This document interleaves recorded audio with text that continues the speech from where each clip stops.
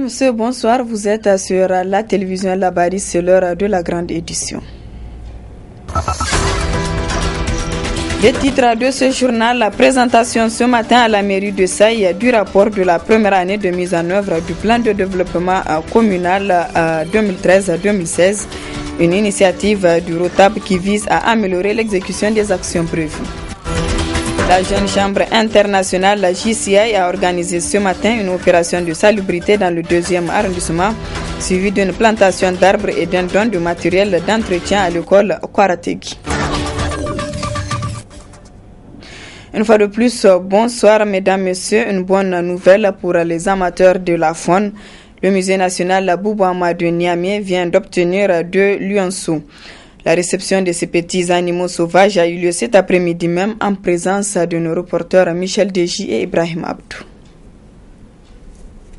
C'est un couple de lionceaux dont le mâle a environ 6 mois et la femelle 3.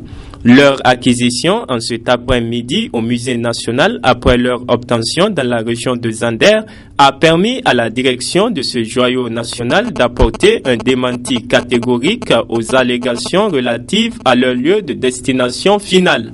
Ces lionceaux ont été saisis il y a quelques semaines de cela à Zander et transférés à Niamey.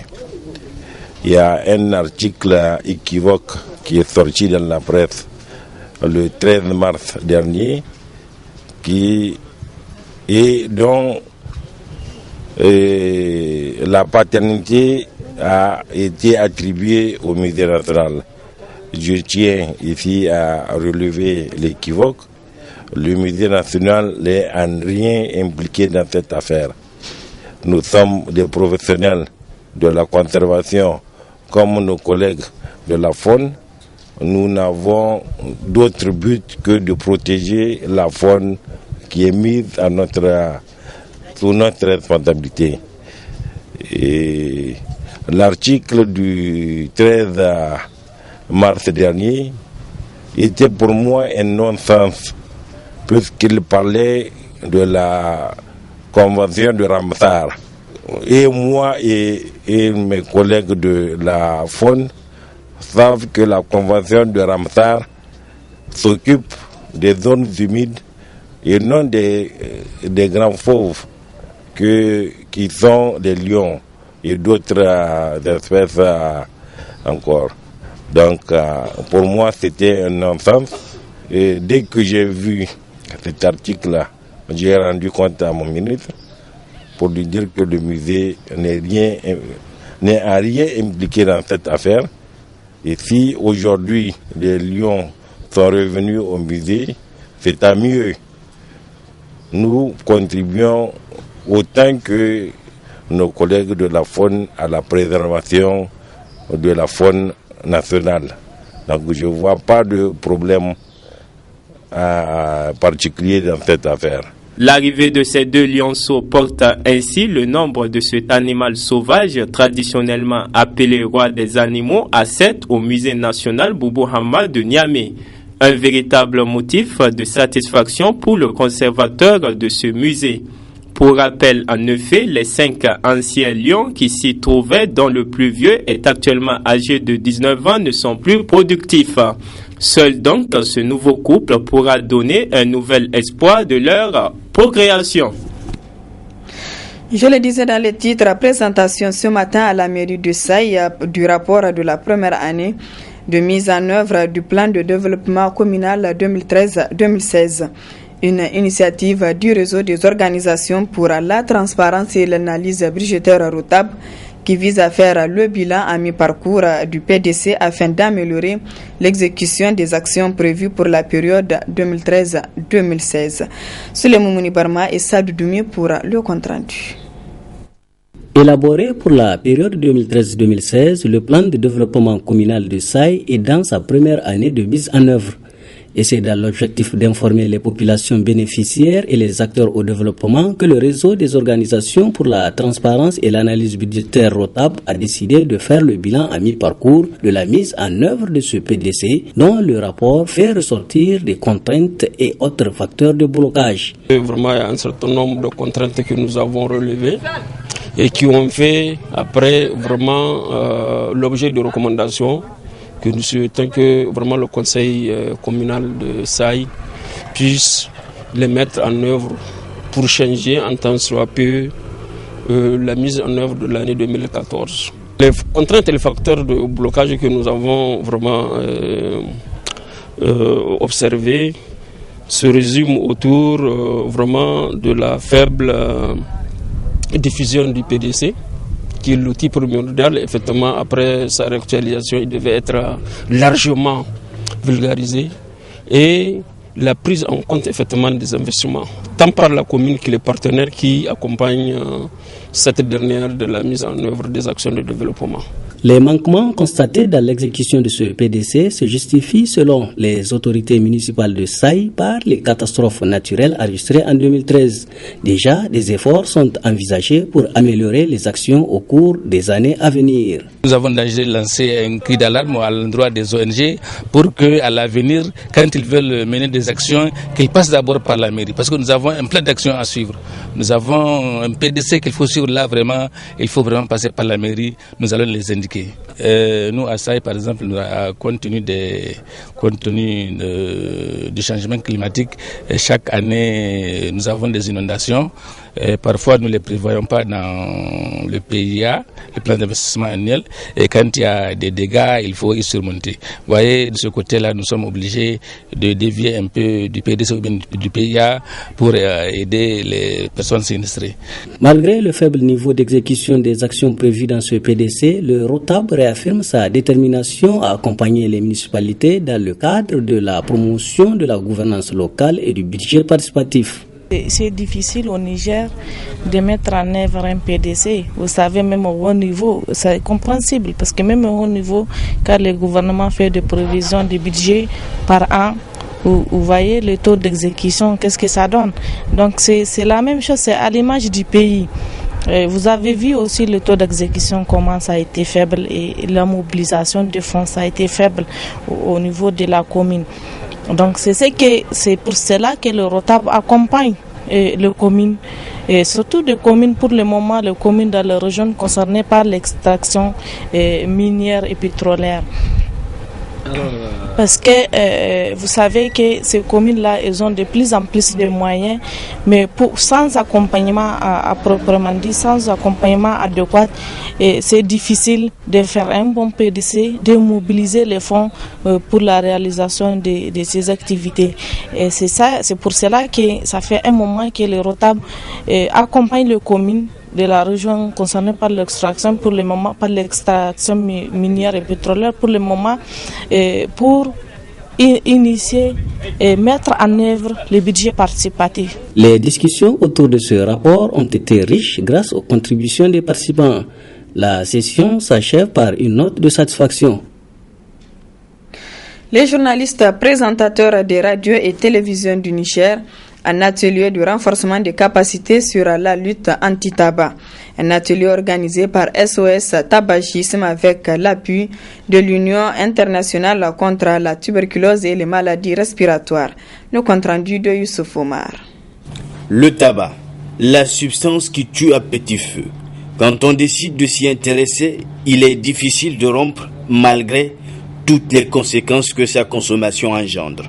Heureusement, des structures comme SOS Tabagisme ont des stratégies pour contrecarrer la situation. Les succès enregistrés par notre pays en matière de lutte contre le tabac sont essentiellement dus à la volonté politique, l'engagement constant des acteurs de la lutte anti-tabac et le soutien des médias. C'est donc pour renforcer le soutien des médias à la lutte anti-tabac que SOS Tabagisme Niger organise le présent atelier en vue de renforcer nos connaissances sur la lutte anti-tabac dans notre pays. Cela s'inscrit parfaitement dans la politique sanitaire des plus hautes autorités de notre pays qui font du développement sanitaire leur cheval de bataille. Les présentateurs radio et télévision, du fait qu'ils sont acteurs dans la lutte contre le tabagisme, SOS Tabagisme les honore comme participants exclusifs à l'atelier. La lutte anti-tabac de notre pays a atteint la vitesse de croisière. Donc nous avons pratiquement tous les textes.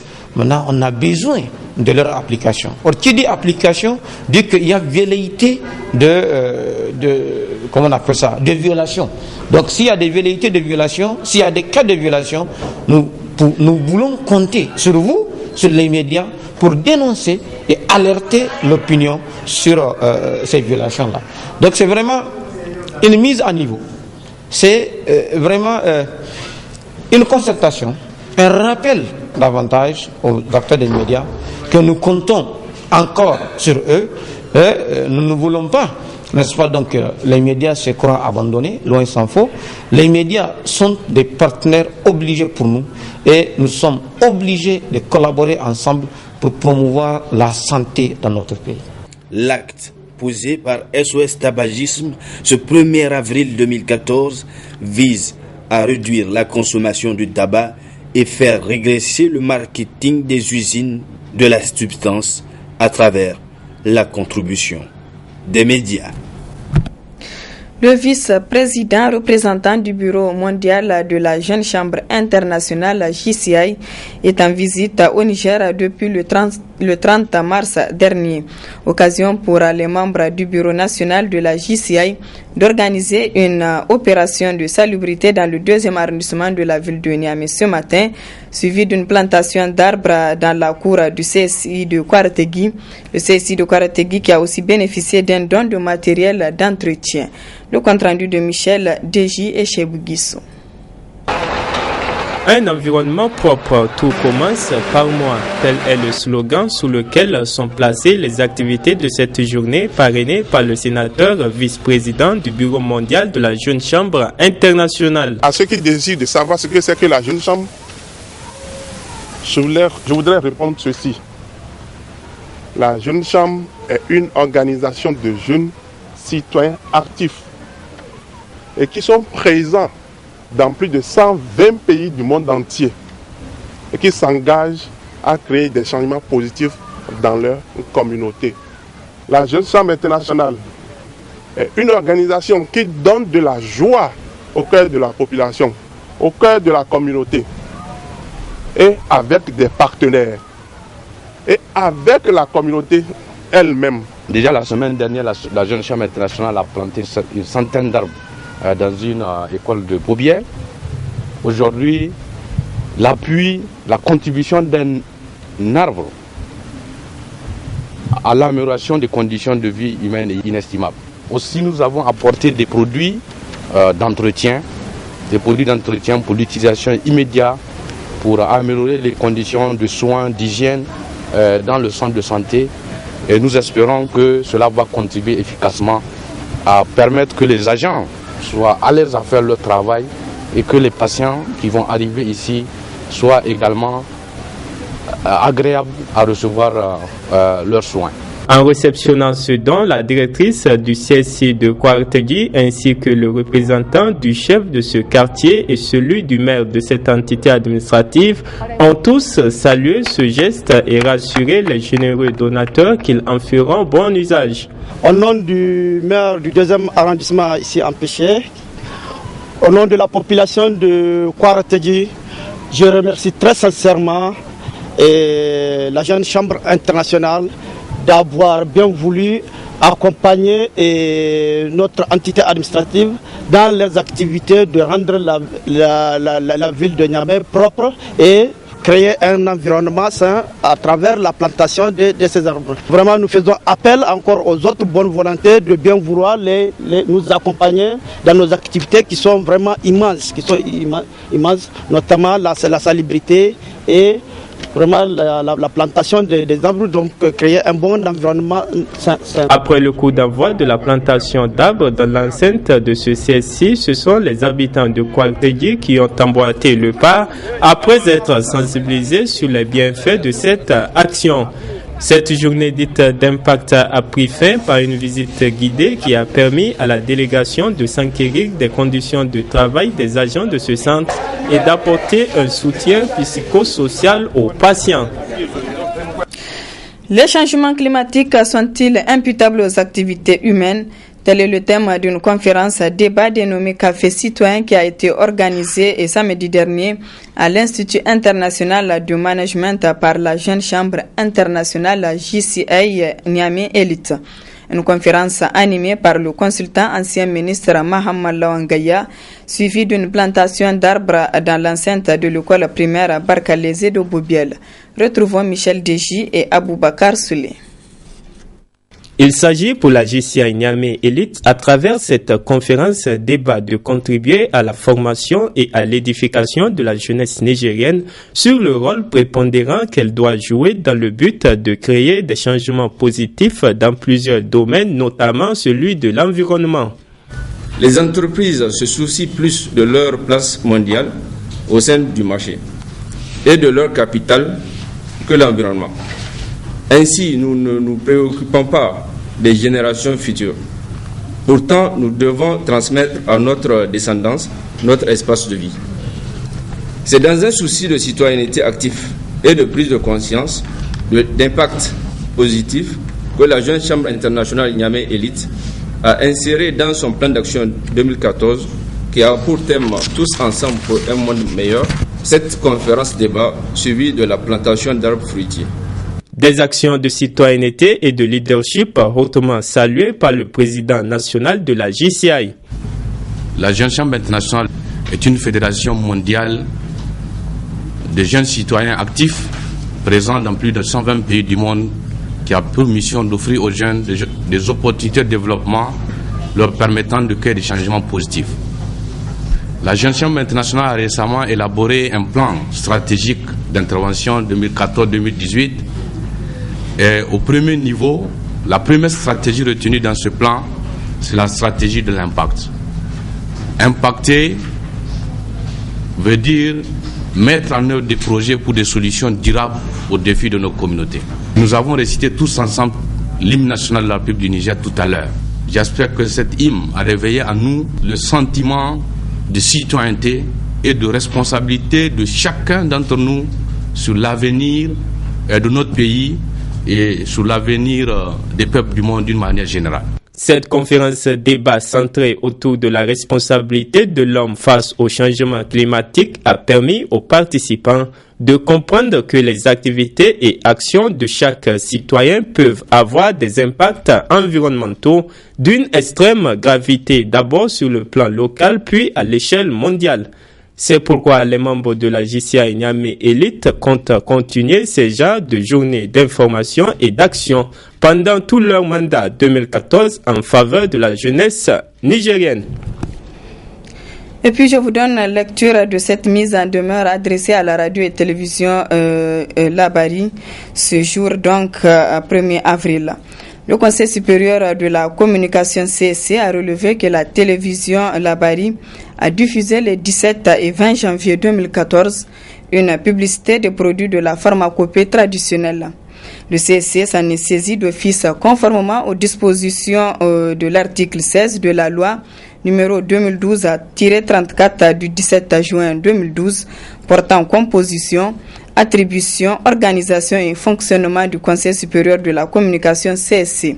Les membres du CSC ont, au cours de la session ordinaire du Conseil tenue du 24 au 28 mars 2014, examiné le rapport du CSC dressé à cet effet et qui a été notifié à l'organe par lettre en numéro 00123 /P/CSC/SG et du 17 mars 2014. À l'issue de cet examen, la plénière du Conseil supérieur de la communication a relevé que la diffusion de cette publicité par la télévision Labari n'a pas respecté les dispositions de l'article 34 de l'ordonnance numéro 97-002 du 10 janvier 1997 portant législation pharmaceutique qui dispose que la publicité sur les médicaments, les autres produits pharmaceutiques et les établissements pharmaceutiques n'est autorisée qu'auprès des professionnels de la santé. L'article 98 alinéa 4 du décret numéro 97-301/PRN/MSP du 6 août 1997 portant modalité d'application de l'ordonnance numéro 97-002 du 10 janvier 1997 à ci-dessus cité, qui dispose que le tradit praticien de santé est tenu de s'abstenir de toute publicité à caractère mercantile relative à l'efficacité de sa pratique et de ses remèdes sans autorisation préalable du ministre chargé de la Santé.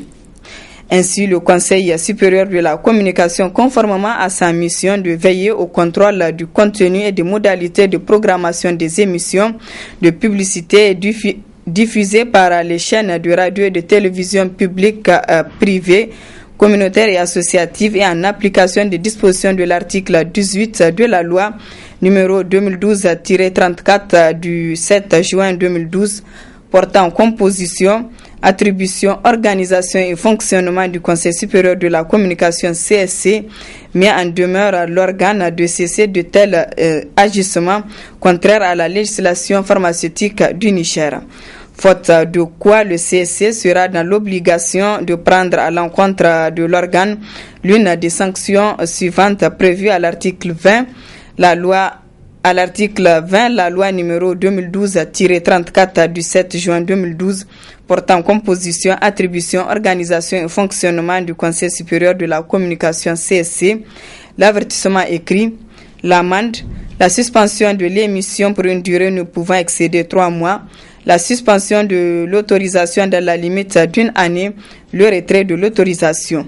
La présente lettre constitue une mise en demeure que l'organe a l'obligation de diffuser conformément aux dispositions de l'article 18 de la loi numéro 2012-34 du 7 juin 2012 portant composition, attribution, organisation et fonctionnement du Conseil supérieur de la communication CSC. Du sport dans ce journal, dans le cadre des éliminatoires de la CAN 2015 des juniors, le MENA national accueille ce 5 avril 2014 les juniors congolais. Ce matin, le coach Hamé Amadou et le capitaine du MENA junior ont animé une conférence de presse au centre des échanges avec la presse sportive, le point de préparatif du match de ce samedi prochain au stade général Sénikounti. Le compte rendu de Ibrahim Matikire et Omar Moussa. Premier acte, le tirage au sort de la Coupe nationale édition 2014. Deuxième acte, la remise des maillots au club de deuxième division du pays.